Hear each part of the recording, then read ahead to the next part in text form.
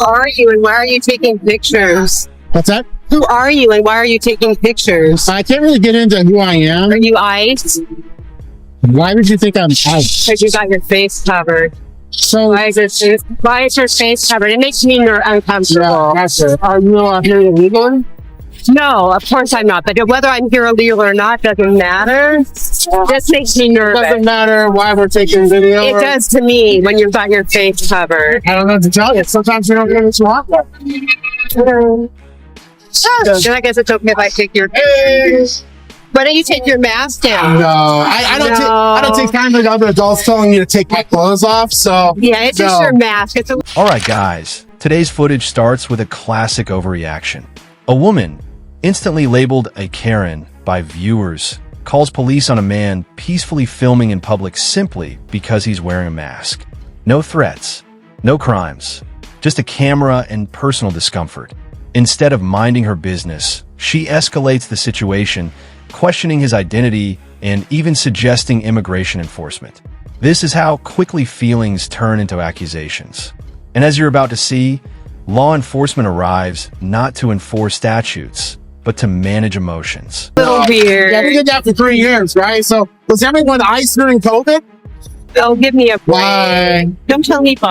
I have so much right to be here. You're going away. See you later. Yeah, what are you going to do? What are you going to do? Recorded yet. You just walked in front of the camera. I don't care. Okay, well then. Obviously you don't. Yeah, I just think it's really bizarre and That's totally fine. I mean, you know. And I'm guessing you're ICE. And I like your Gotcha. So shame. Yeah, my thank you. My son's actually. All right, you have a better day, okay? Yeah, I hope you guys have it. If you're ICE. And there's that. If you're ICE, shame on you. Oh no. And I hope you don't sleep well at night. And if there is a hell, you're going. Gotcha. Okay. You're being disorderly, man. Just go away. Bye. Have a good day.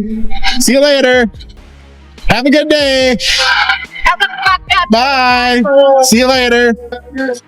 Hey, how's it going? I don't get it recorded. Okay. I'd like to know what you guys are doing here. Just working. Working for. Myself. And did you get authorization to be in this area? Just no restrictions in this area. Well, for the safety. The confrontation intensifies as the woman demands to know who he is and why he's filming. She implies he might be IC, questions his legality, and openly admits that his covered face makes her nervous. All right, let's be clear. Nervousness is not a crime. Public photography is not illegal. Yet she pushes the narrative that discomfort equals wrongdoing. The cameraman stays calm, refuses to remove his mask, and reminds her that adults don't get to dictate each other's clothing choices in public spaces. Yeah, I mean, you can view. They said that there's a viewing area that you can be up. They don't want people. No one told us that. In fact, I've only had 2 conversations, or actually 3. I had one with the guy about some accidents. I'm here working on stories about basically unsafe conditions, that kind of stuff. And then for who? So my media company. What media company is that? I'd rather not give that at this point. Why is that? So, if you got a business card and you got like a work email address, happy to email you later.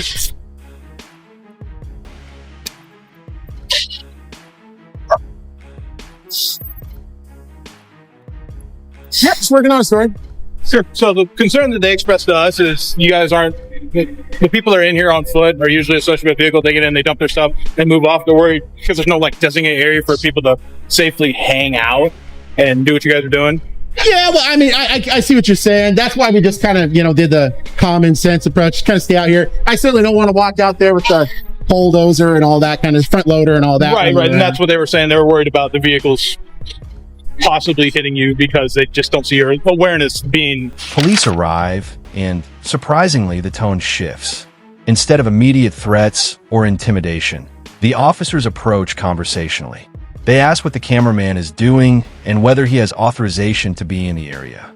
He explains he's an independent journalist working on a story. Notice something important here, guys. He doesn't have to disclose his media outlet. There is no law requiring a journalist or citizen to provide credentials simply for filming in a publicly accessible space.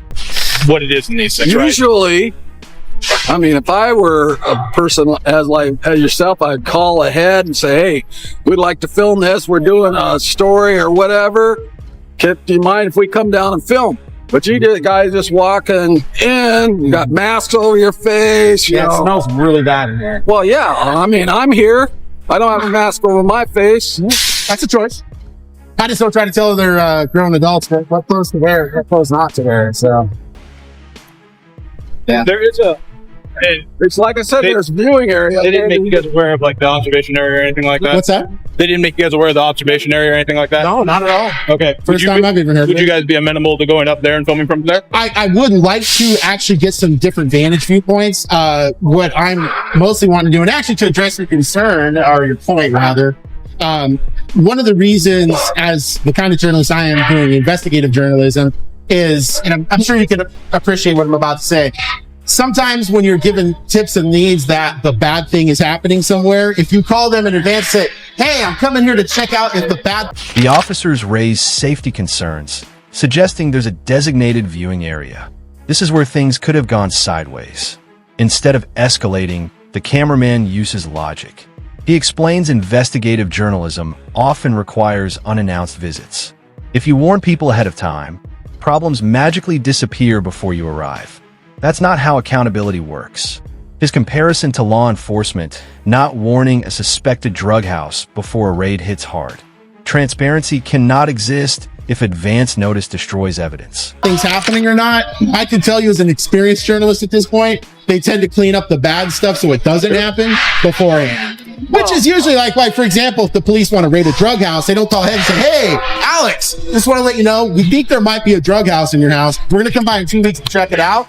I'm pretty sure there won't be any drugs in there when you get there. Well, is there a crime being committed here? I don't know.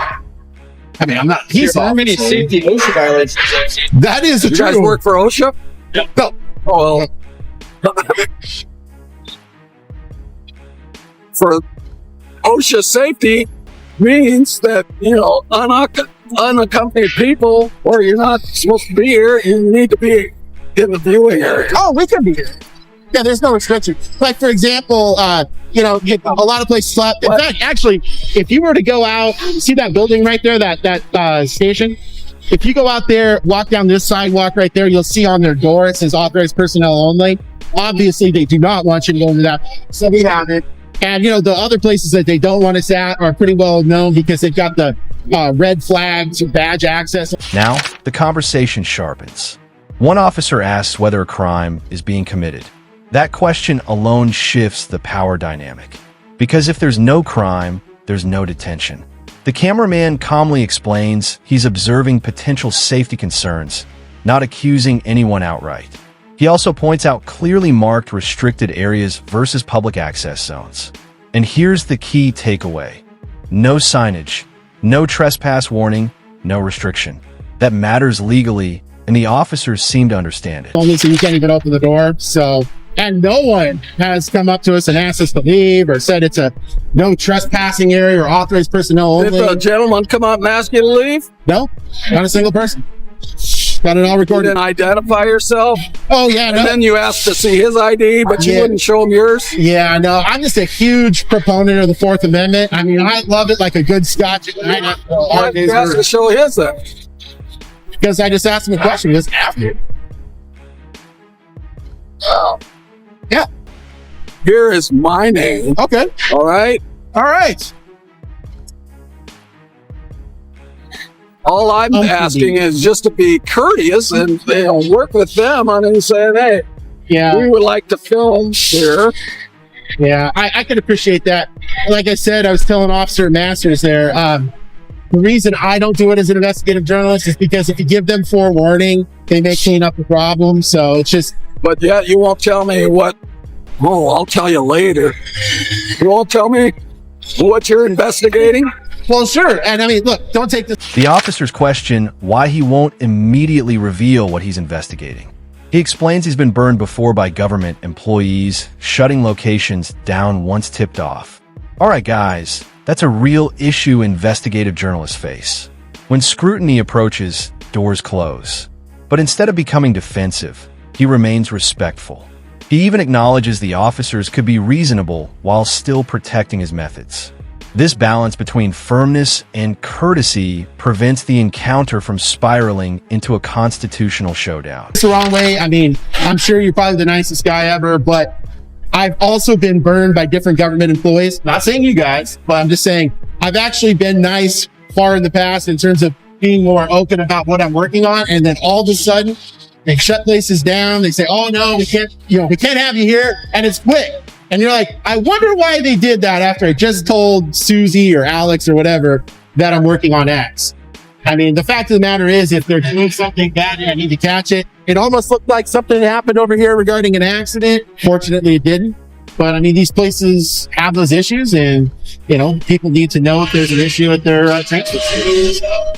There may not be any merit to the allegations. It may be a non-issue. So, anyways. But I appreciate you guys' time. I don't want to certainly take any more of your time. I'm sure there's actual crime going on up around Aurora and 100th, I'd guess. It seems to be a little hot up there. Unfortunately, we don't work that area. We're working this area. You don't get any of the hot fun up at Aurora and 100th? Done that. Man, I can tell you really want to go up there, but fair enough. Masters, it looks like you have been up there a couple times. What could have turned into a rights violation instead becomes a surprisingly calm exchange. The discussion drifts into humor, chess analogies, and professional respect. This is rare. No unlawful ID demand. No threats of arrest. No seizure of equipment. The officers recognize there is no clear legal violation, and rather than enforce someone's feelings, they maintain boundaries. This is how policing should look: measured, lawful, and grounded in actual statutes, not emotional complaints. Worked the whole precinct. So. Oh, there you go. All right. Well, look, I hope you guys have a fantastic rest of your day. Unless you just want to hang out with us. You got like maybe a travel chess game. I'm up for a quick game of that. I don't feel like getting whooped in chess. Whoa. I could very easily be a rating of 10, which is basically... You bring up chess as an activity. I have a feeling you know how to play a little bit. I'm very rudimentary in that regard. Fair enough. Hey, you know what I was taught as a kid? You actually want to play against people that constantly beat you, because you take from them and they gain nothing from you. And eventually, it's just like any other skill. The person who's got better skills actually weakens their position, and the person who has less skills at chess or whatever it is that they're playing ends up becoming pretty dang good later on. And all of a sudden, the Padawan is now the master. All right. Well, look, you guys have a good day, okay? All right, take care. The encounter ends without escalation, but the bigger question remains. How many citizens lose their rights when officers choose feelings over law?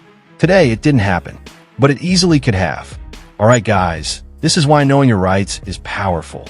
Calm demeanor, legal awareness, and documentation change outcomes. When citizens stay informed and composed, authority tends to stay within limits. And that's the real lesson here. Rights only survive when people are willing to exercise them.